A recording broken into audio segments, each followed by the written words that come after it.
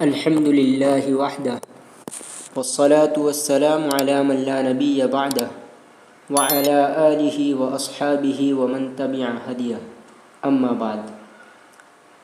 نبی کریم صلی اللہ علیہ وسلم کا اس دنیا میں تشریف لانا باعث خیر بھی ہے، باعث برکت بھی ہے، باعث نجات بھی ہے اور باعث خوشی بھی ہے، لیکن خوشی اسی طریقے پر ہونا چاہیے جس طرح اللہ تبارک و تعالی چاہتے ہیں، جس طرح نبی کریم صلی اللہ علیہ وسلم چاہتے ہیں اور جس طرح صحابہ کرام رضی اللہ عنہم خوش ہوئے۔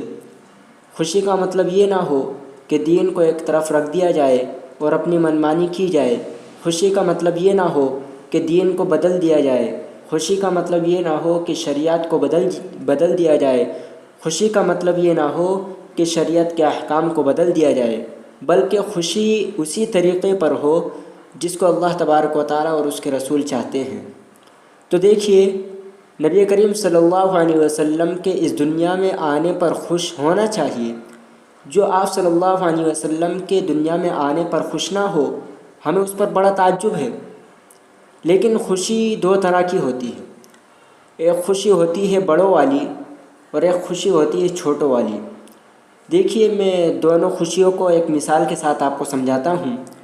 جب گھر پر کوئی مہمان آنے والے ہوتے ہیں تو گھر کے بچے بھی خوش ہوتے ہیں اور گھر کے بڑے بھی خوش ہوتے ہیں، لیکن دونوں میں فرق ہوتا ہے۔ گھر کے بچے جو خوش ہوتے ہیں، ان کے خوش ہونے کی وجہ یہ ہوتی ہے کہ آج ہمارے گھر پر مہمان آنے والے ہیں، آج ہمارے گھر پر اچھا کھانا بنے گا، آج ہمارے گھر پر حلوہ بنے گا۔ اس طرح سے بچے خوش ہوتے ہیں کہ ہمارے گھر میں اچھی چیزیں کھانے کو بنے گی۔ لیکن بڑے حضرات جو ہوتے ہیں، ان کی خوشی دوسری طرح کی ہوتی ہے۔ بڑے جو خوش ہوتے ہیں، ان کا مقصد یہ ہوتا ہے کہ ہمارے گھر میں مہمان آئیں گے، مہمانوں کی ہمارے گھر میں آمد یہ ہمارے لیے باعث سعادت ہے، باعث برکت ہے، اور جب ہمارے گھر پر مہمان آئیں گے تو ہم ان مہمان کا وہ مقصد کو پورا کرنے کی کوشش کریں گے جس مقصد کو لے کر وہ آ رہے ہیں، یعنی جس مقصد کو لے کر وہ آ رہے ہیں اس کو پورا کرنے کی پوری کوشش کریں گے۔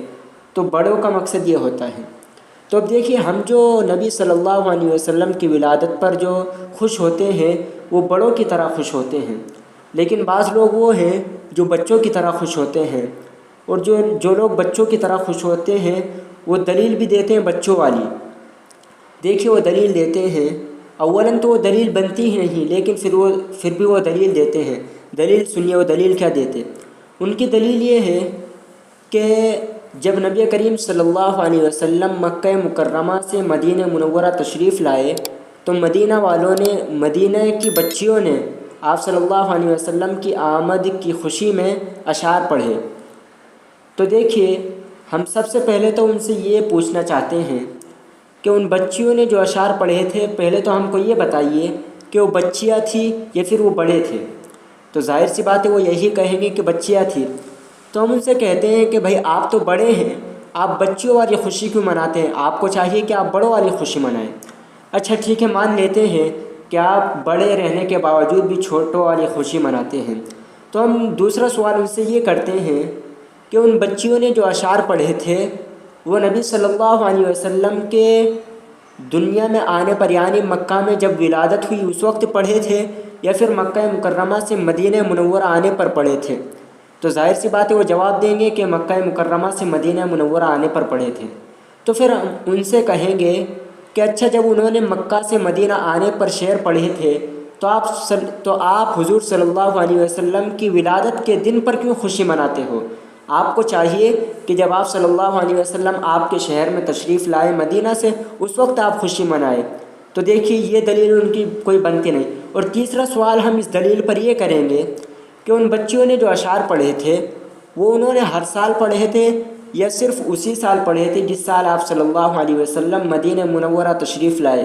تو ظاہر سی بات ہے اس میں بھی ان کا جواب یہی ہوگا کہ صرف اسی سال پڑھے تھے جس سال آپ صلی اللہ علیہ وسلم تشریف لائے۔ تو پھر یہ جو لوگ جو ہر سال خوشی مناتے ہیں، ہر سال عید مناتے ہیں، جشن مناتے ہیں، یہ پھر ان کا کہاں سے ثابت ہوا؟ تو مطلب یہ ہوا کہ جو دلیل پیش کرتے ہیں وہ بالکل ان کی دلیل ہے ہی نہیں۔ اور ہم جو نبی صلی اللہ علیہ وسلم کی آمد پر خوشی مناتے ہیں اور خوش ہوتے ہیں، وہ بڑوں کی طرح خوش ہوتے ہیں، اور وہ کیا ہے کہ ان کے مقصد کو دیکھنا اور ان کے مقصد کو دیکھتے ہوئے اس کو پورا کرنے کی کوشش کرنا ہماری خوشی یہ ہے۔